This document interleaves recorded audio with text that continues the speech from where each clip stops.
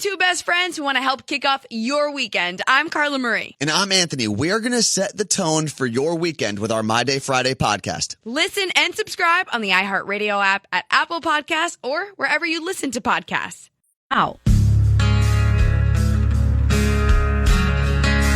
This is Incredible Health with Dr. David Vitko.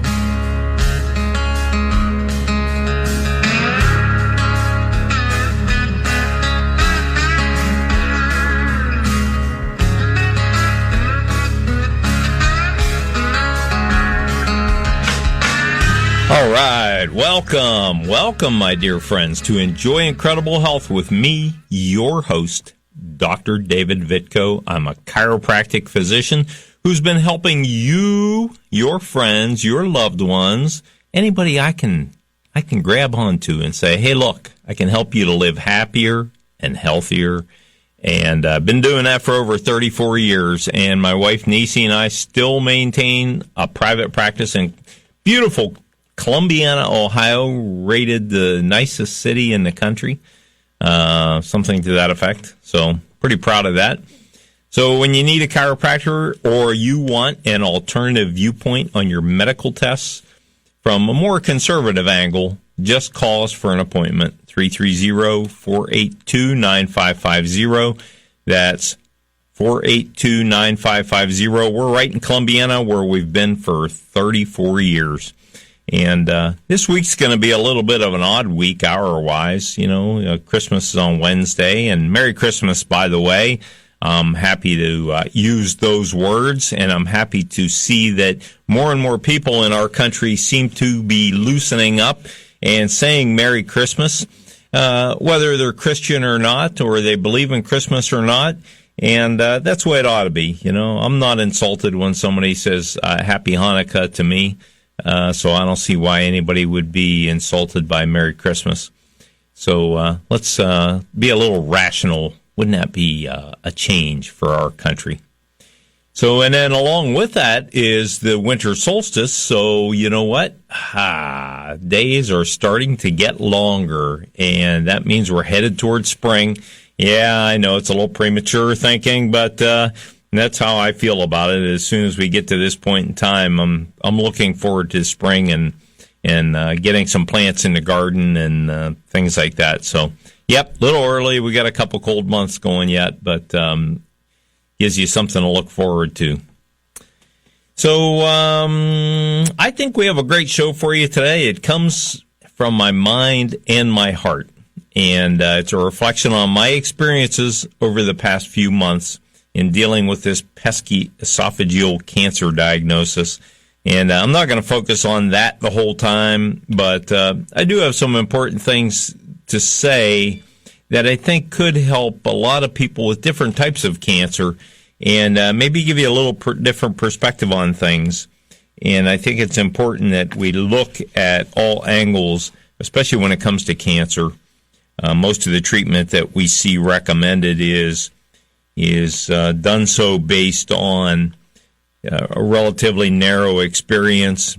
And I think around the world, we find a lot of different treatments for cancers that show great promise, that sometimes are very simple and can be self-applied. And many of them are things that not only have the potential to damage the cancer cells themselves and to maybe eliminate the tumor, but if not that, to at least weaken them to a point where chemotherapy or radiation therapy, which is typically used in medical treatment of cancer, is actually enhanced and improved. The outcomes are improved, and survival rates are improved. And so, wouldn't that be a good thing? And I wish we could get a little bit of a wider view on this whole cancer treatment thing and not be so focused on how it pays the bills for a hospital or how a cancer treatment center, is can stay afloat in making enough money to keep it going. These really are big money-making operations, and the insurance companies are complicit in limiting these self-applied treatments that could help. And they think everything has to be through your medical doctor. And I think there's a lot of things people could do on their own to strengthen their own immune system and help to fight the cancer. And that's what I'm all about, because if you heard my story, and you might have heard it even this morning again, my interview with Ron Verb, which I appreciate that, Ron. It was a good interview, and I've had a lot of good compliments on that, where we talked about, my decision not to go the conventional route of treatment because the prognosis just wasn't great and wasn't as good as I had wanted, and the trade-offs were not good. And so it was a little too radical for my approach. And so, I came up with my own treatment protocols. And so they played that again this morning on the Ron show. I think it's a magazine or something, a radio magazine. And so I even had a chance to listen to that. And other than critiquing my own voice and my own, what I say on there, I thought it was a pretty good interview. So if you get a chance to hear that, you can go on WKBNradio.com and you can hear that. Or you can go to drvitcohealth.com. And that you can hear that interview on there as well, I believe. So I'm not sure it's true for everyone, but when you get a cancer diagnosis that really does not have a great prognosis, or that has a radical treatment plan, a lot of things go through your mind every day. For me, I spent a lot of time soul searching. I still do, but especially early on, I did. And, first thing in my mind was, wow, with my excellent diet and lifestyle, why would I get cancer? It shakes your belief system to the core and makes you consider whether you've been wasting your time and effort eating and living healthfully. Well, that's just silly. But those are the places your mind goes. And for me, even day to day, I'll get days when I feel pretty good, and I'll think, man, I'm getting on top of this thing, and especially if I string a couple of them together. And then I'll get a day that it just hits me, and I feel bad, I feel a lot of pain, and I think, oh man, this is not good, So it's an up and down kind of thing, but you necessarily need to have a positive focus. I don't care if you have cancer, you have rheumatoid, you have high blood pressure, you have high cholesterol, you have heart disease, COPD. All these things can be improved. And part of that, I think the first thing we have to do is to develop a good positive mental attitude. And so when you do that, then you head the right direction. If you're wavering back and forth and you don't know if you're getting better or not, and you don't know if you're going to survive or not, it gets a little tough. So, you want to develop that positive attitude, and you want to hang on to it. And I'll be the first to tell you that there are times when even folks, I can't even explain to you how much time I spend in the research and in the valid research that shows positive results with this stuff. And I can't begin to tell you how many times even my faith gets shaken a little bit when I start reading the medical statistics on only so many, like for mine, 26% of people with this type of cancer live 5 years or more. If you don't take all three treatments that are very radical, then 0% chance of survival. That is from a statistical viewpoint, and it's done in the medical field where many times they don't follow up on people who refuse treatment and who go off and do a different type of treatment or whatever.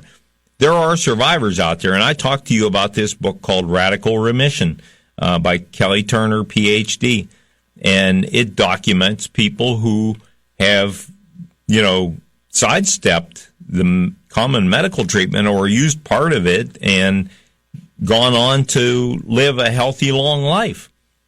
There is more to health than just what we can do physically. There is a spiritual realm to it, I'm convinced.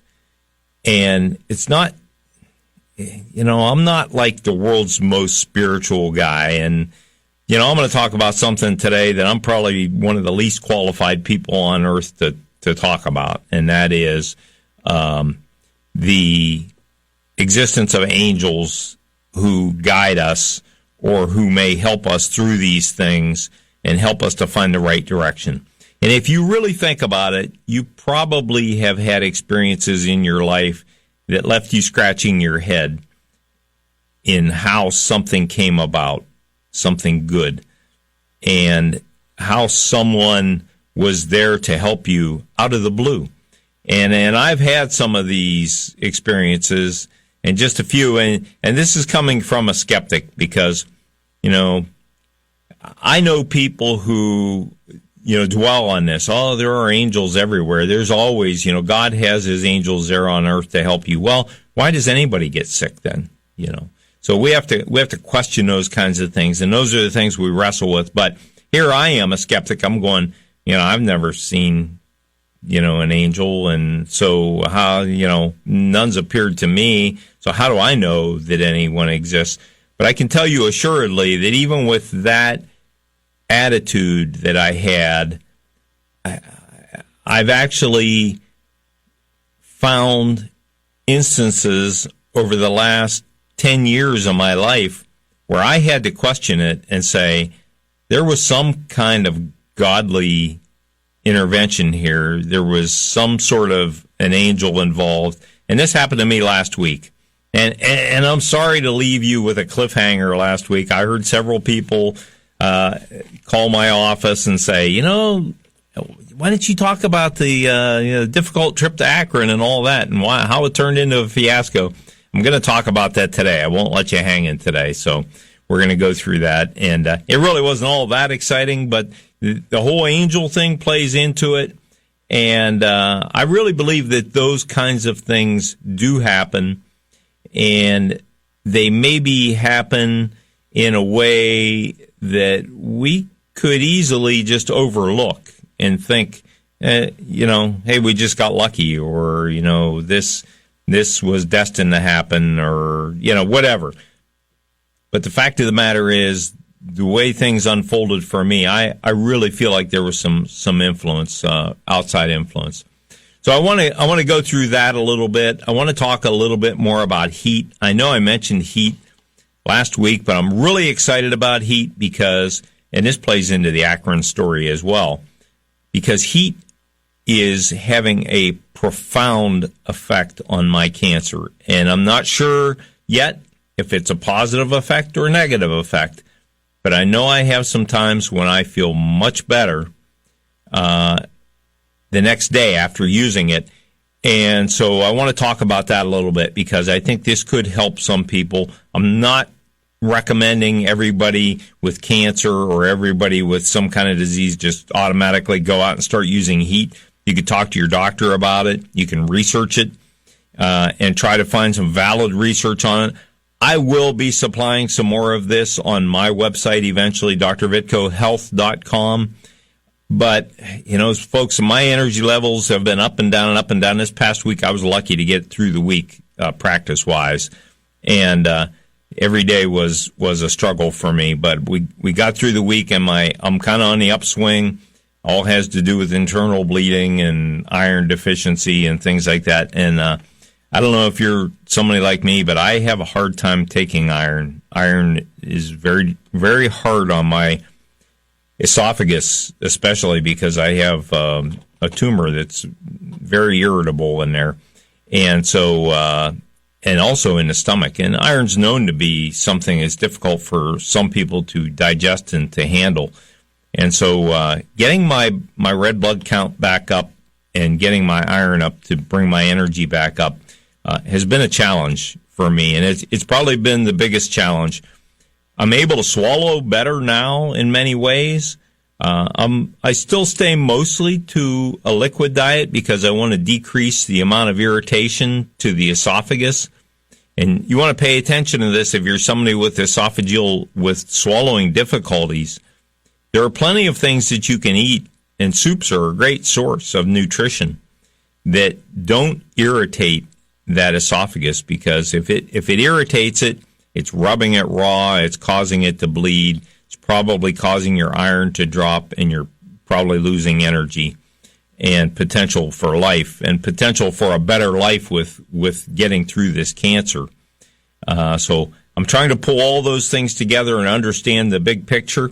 It's difficult, and treating it with heat, I found sometimes really irritates it for a short time, but the long term on it seems to have a big upside. And so I'm trying to do a balancing act, and I'm figuring out, how often I should do it, because, heat really is a form of radiation. It is a radiant type heat supply to the cells. And when you apply it, whether you do hot baths, which I've been doing for several weeks and learning from that and experiencing that, which are very effective, by the way. A hot bath in 104 to 108 or 109 degree range is a powerful mechanism to heat the whole body, which has not only effects on your immune system, but effects on heating the cancer cells themselves through the circulatory system, and just through the radiant heat from one cell to the next, and that is known to weaken cancer. And I actually have studies here that I'll try to get through today a little bit and give you a couple of these studies. Interestingly, these studies, to me, most of the good research seems to come from Japan, Germany, Scandinavian countries, and I think it has a lot to do with profit motives.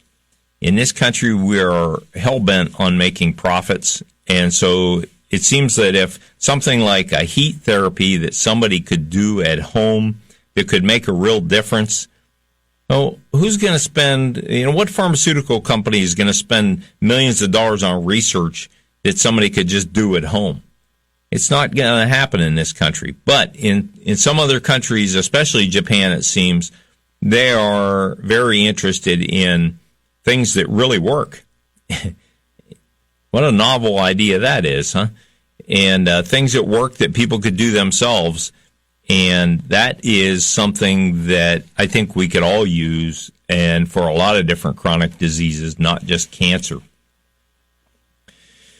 So just a brief overview, it's a work in progress for me. To date, I take a combination of 4 prescription drugs with proven cancer-fighting effects. These are off-purpose drugs, so they're things that are not meant for cancer, but somewhere along the line over the past 20 years, for some of them, they were found to be proven to have cancer-killing effects, very strong cancer-killing effects. And so, there's a company in Great Britain that was founded to actually propagate this.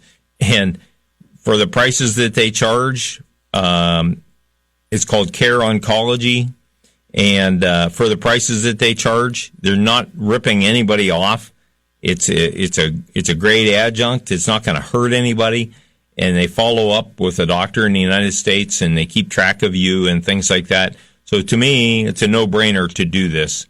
And especially when the oncology nurse I first spoke with about this told me it saved his life. There's no question about it. He tried conventional treatment. It wasn't working. He was getting worse. He went this route, and within 17 months, he's totally clear of cancer when he had stage 4 prostate cancer at a very young age. And so, when you hear really a great firsthand testimonial like that, it means a lot. And that's where this book, Radical Remissions, comes in as well. There are people who have gotten through things like this. It will give you hope. And I'm telling you that even though in a lot of ways I think President Obama ruined the term hope for a lot of us, hope is very important. We need to have that hope that we can make a difference physically in our health. And it's not just hope. It is possible.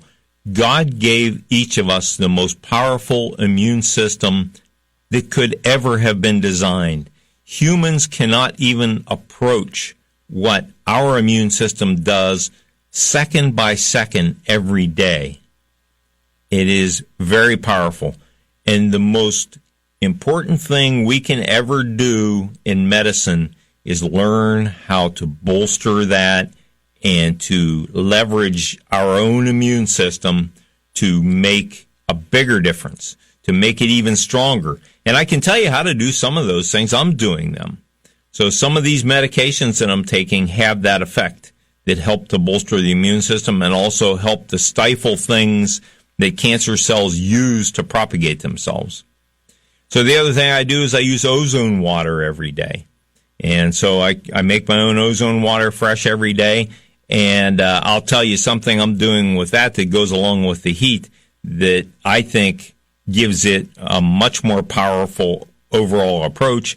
I haven't read that anybody's done this, but to me, it was worth the risk of not having the experience of anybody else trying it because it just made perfect sense to me. And so I combined that ozone water with the heat. I'm going to tell you how I do that in a little bit here. But the first thing I want to do, and we're coming up to the end of the first half hour, I want to talk to you. I want to get you started down the line on this trip to Akron because it did turn into, it was a 3 or 4 hour, well, realistically a 4 hour job that turned into a 14-hour trip. And it was very difficult for myself and my buddy Brad, who was a trooper. You find out what your true friends are like when you go through something like that, when you should have been done in 4 hours and it turns into a 14-hour day, and you're both in your 60s and you're dragging butt by the end of the day, and you're saying, "Oh, where'd things go wrong here?" But some things went wrong. A lot of good things happened. And one very powerful good thing happened that gave me a lot of hope, and this comes down to if you happen to look at my Facebook page yesterday, I talked about bringing angels into the discussion. And as I said, I'm probably the last person on earth that has any clout in speaking about angels, and as fate would have it, I forgot my notes that my wife gave me on that too, because my wife is probably the closest to an angel that I'll ever know. And but so she also has very good inside knowledge of it from her studies of the Bible. And so, but angels are everywhere. I do believe that now. There was a time when you couldn't have convinced me of that.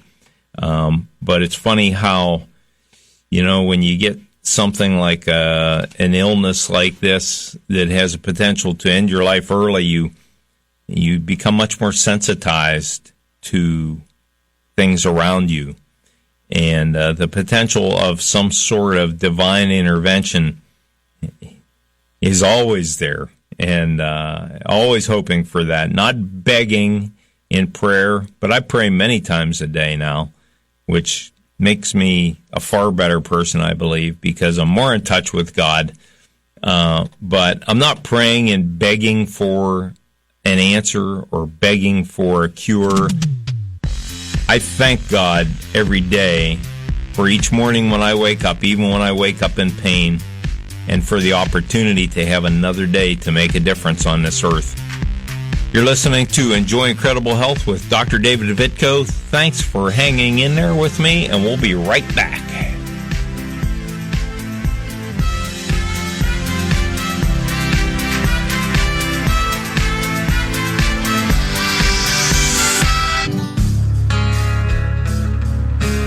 Welcome back to Incredible Health with Dr. David Vitko.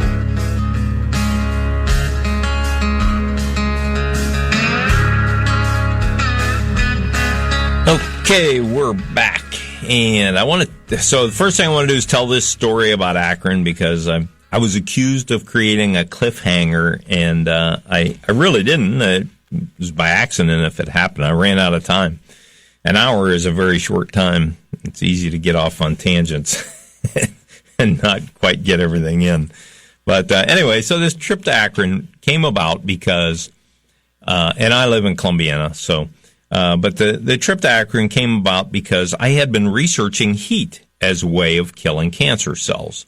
And as you know, I'm all about doing everything I can in a natural way to, first of all, limit tumor growth and hopefully give the my immune system, a chance to rein it in and take over and create new healthy cells in my esophagus, where it seems to be the limitation of my cancer. I haven't found any other lymph nodes or anything that seem to indicate it's moving or changing or growing, or my swallowing is improving, so I would think that may indicate that there is some shrinkage of it. And I don't know, maybe I'm wrong. We still have a ways to go, and in another month or so, I plan to get a new PET scan and potentially get scoped again, and we'll see what's going on. But I want good evidence before I spend that kind of money, because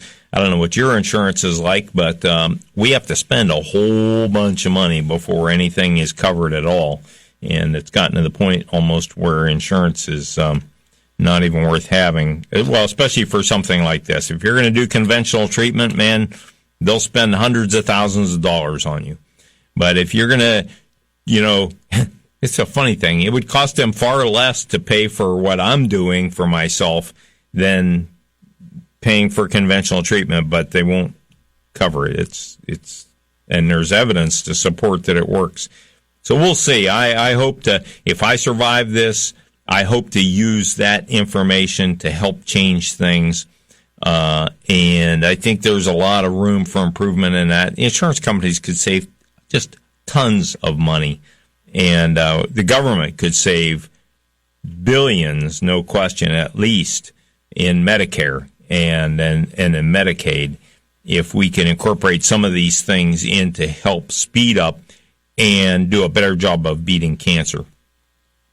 So anyway, I'm researching this heat, and heat is, just from one study from the Annals of Oncology from the Oxford Press. So it starts out saying there is a clear rationale for using hyperthermia, for using heat in cancer treatment. Treatment at temperatures between 40 and 44 degrees Celsius, that's 104 to 111 degrees Fahrenheit, which is doable in a hot bath even. Something as simple as a hot bath.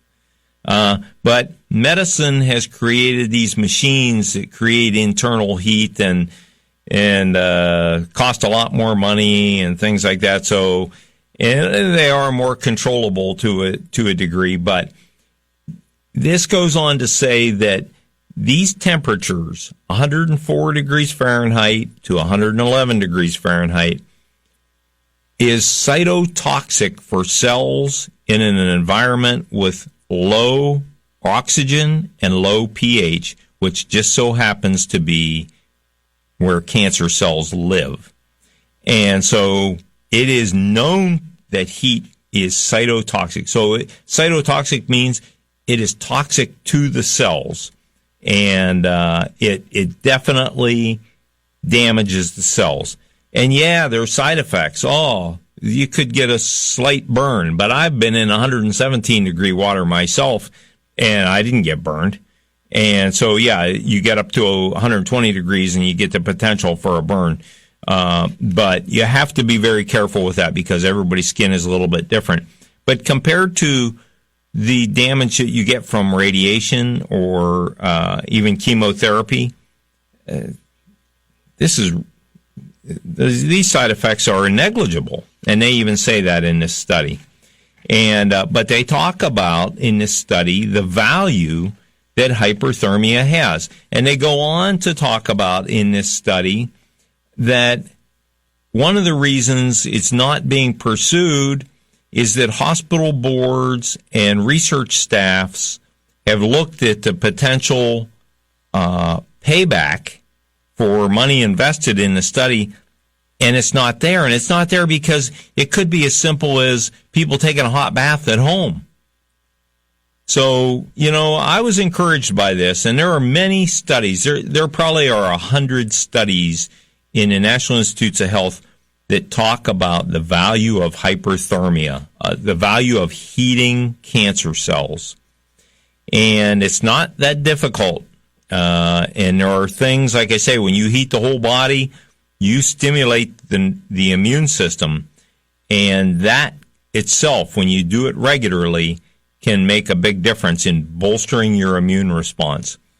It can also have a direct damage to the cells because as your blood warms up and circulates, the temperature of the cells increase.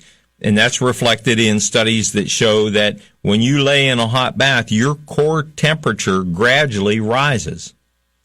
So, the hot bath was great and it feels good. Well, until you get to the higher temperatures. And then I'm telling you that after a little while, it becomes pure torture. But I endured it because I'm desperate to do something that's going to work. And also, I'm that kind of guy. I'll try things like that and try to see if I can make it work as long as I'm not going to harm myself.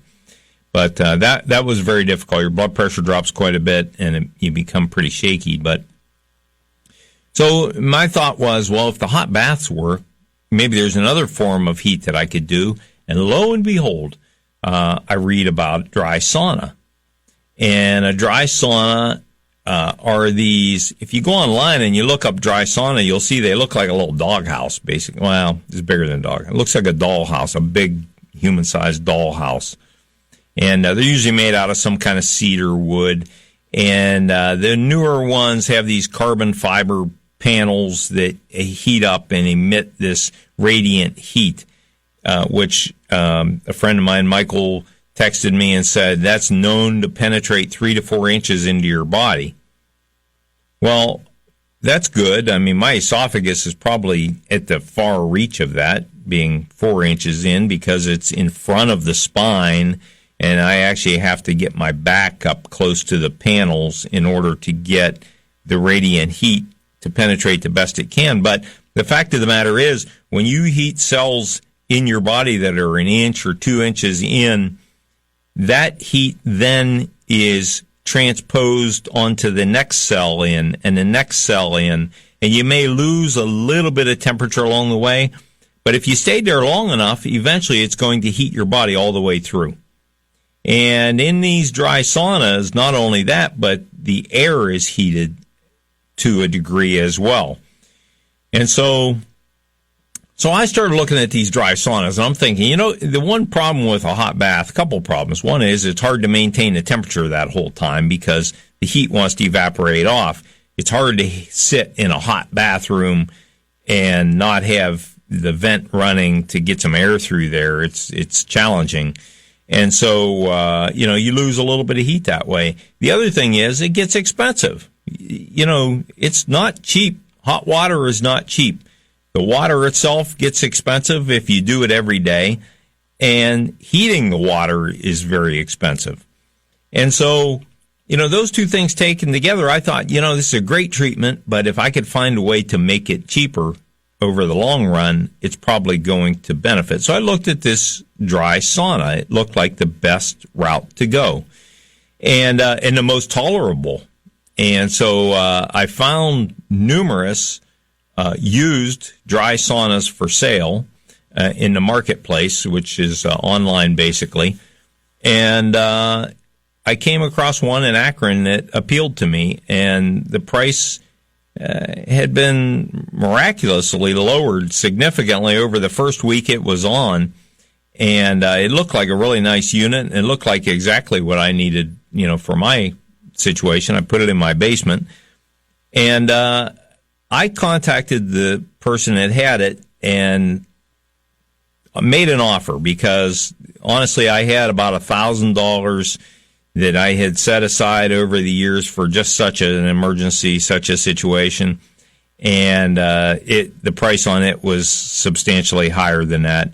And I wrote a nice note and said, look, here's the deal, not begging, not trying to chisel you down, but I only have so much money to spend because of these, bills from the cancer, diagnosis and things, hospital visit. That was a game changer there. One hospital visit made a heck of a difference in our finances. But anyway, I had $1,000 to spend, and hoping against all hope, it was a big difference in the price. And this person wrote me back and said, I feel like this is part of my contribution here to help somebody. And so, I'll accept that offer. So it was a tremendous, I was so thankful for that. It was, it's one of those things where you go, well, this is like God intervention. Because when I look for direction from God, when I pray, I look for His direction in maybe helping me to understand the right direction to go, to what treatments to use, what will help the most.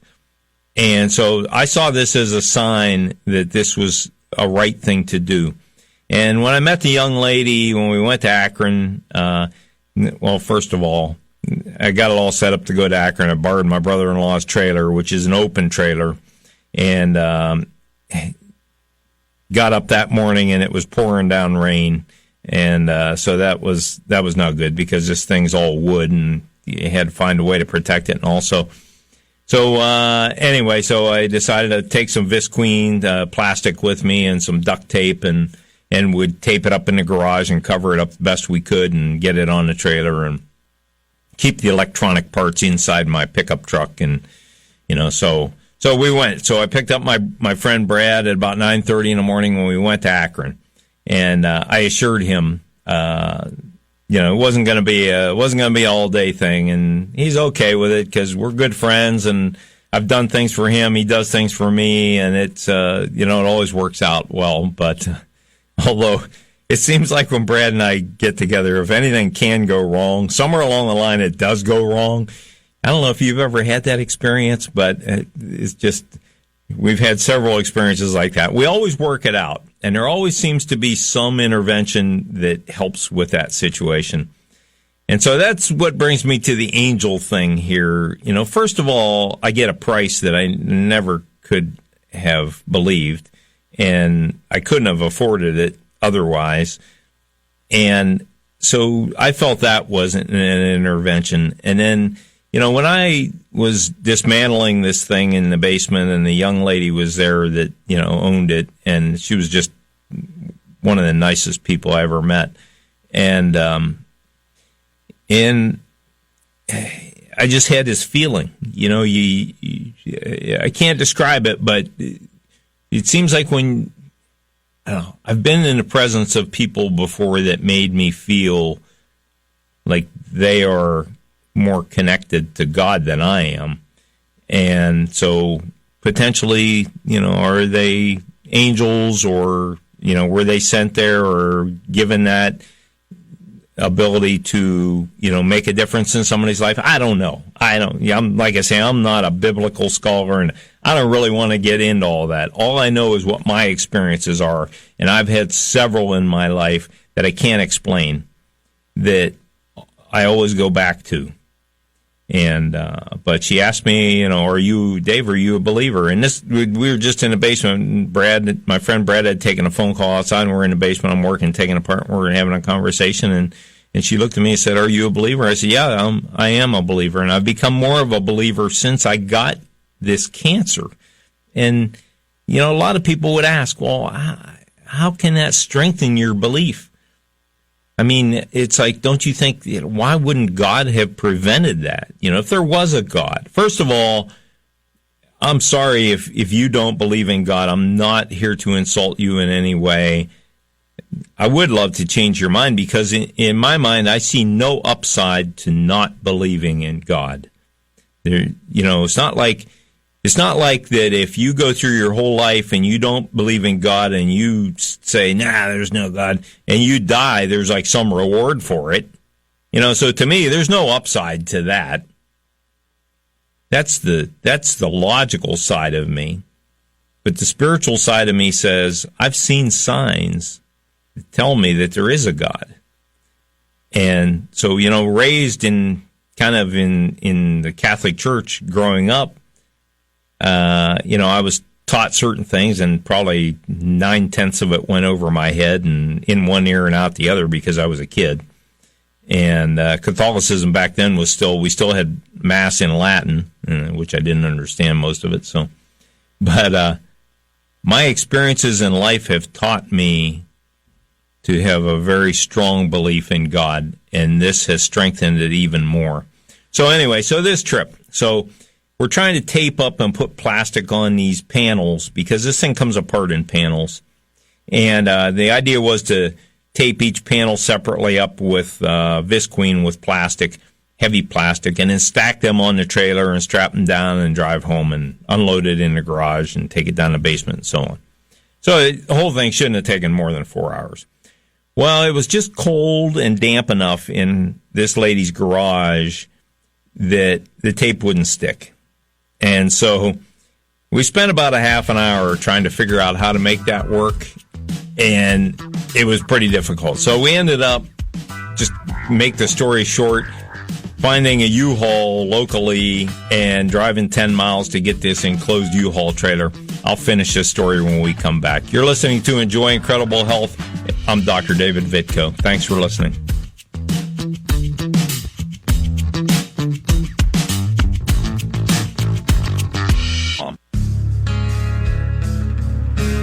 Welcome back to Incredible Health with Dr. David Vitko.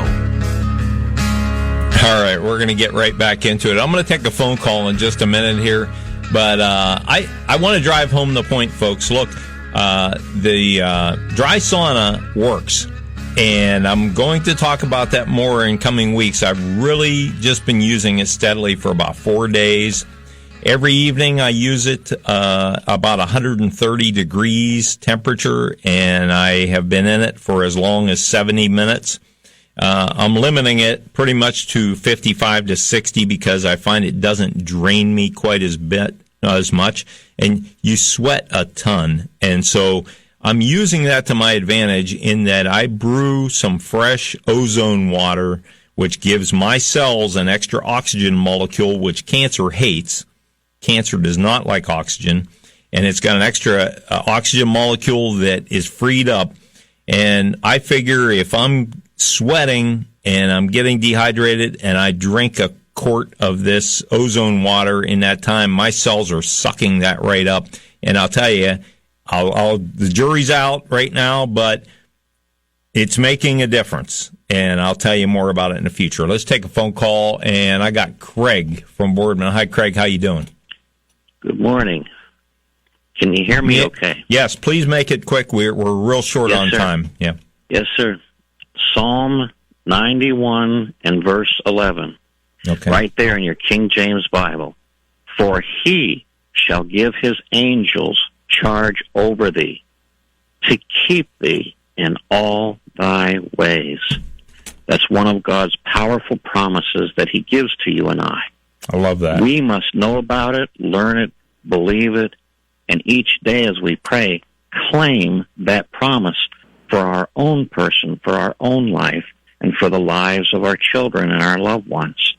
Very well put. He put. shall give his angels charge over thee, to keep thee in all thy ways. Psalm 91 and verse 11. Thanks so much, Craig. I appreciate that, buddy. Good call. You're welcome. All right, have a great day.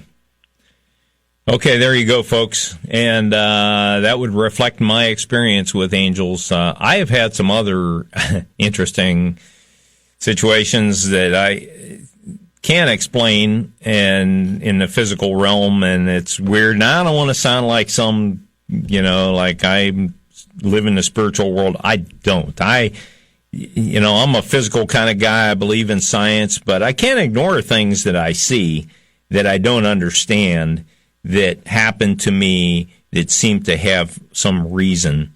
And so this, a scientist would say, oh, well, you're, imagining those things, you're making that work in your mind. Well, whatever. You believe what you want to believe. I'll believe what I believe. But I do believe this. If you don't have a deep faith that you can be well, you will not heal. You need that faith that God gave us an incredible immune system with the ability to overcome pretty much everything. So you've been listening to Enjoy Incredible Health. This is Dr. David Vitko. I love you all, and I'll see you all next week. Merry Christmas, folks.